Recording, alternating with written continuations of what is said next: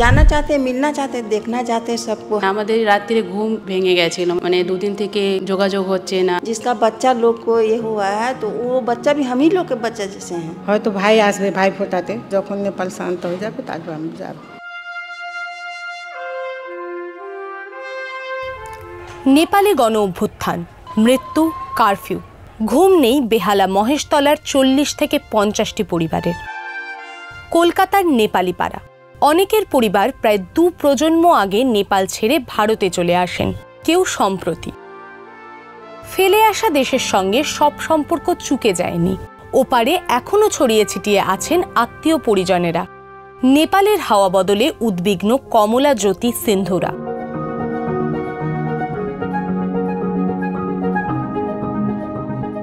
मन में तो बहुत सुने तो बहुत हम लोग घबरा गए थे जब कल अचानक सुने कि इतना बड़ा घटना हुआ है, इतना बच्चे लोग को यहाँ पर गोली मार दिया गया संसद भवन में, तो हम लोग बहुत चिंताजनक थे। अभी भी हम लोग टेंशन में, খুবই টেনশনে, ফোনও হচ্ছিল না, খুবই টেনশন হচ্ছিল, রাতে ঘুম ছিল না।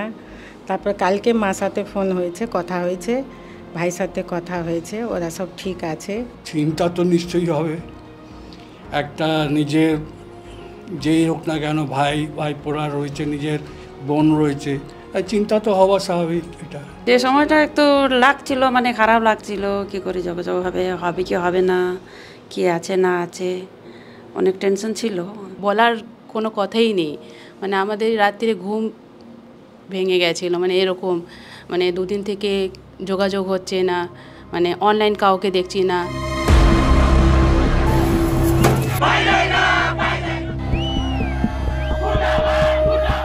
জেনজি বিদ্রোহে পট পরিবর্তন, বিক্ষোভের চাপে ইস্তফা দিয়েছেন প্রধানমন্ত্রী। নেপালের ভবিষ্যৎ ঠিক করবেন বিদ্রোহী ছাত্র যুবরাই? সেই প্রশ্নের উত্তর মিলতে আরও অপেক্ষা করতে হবে।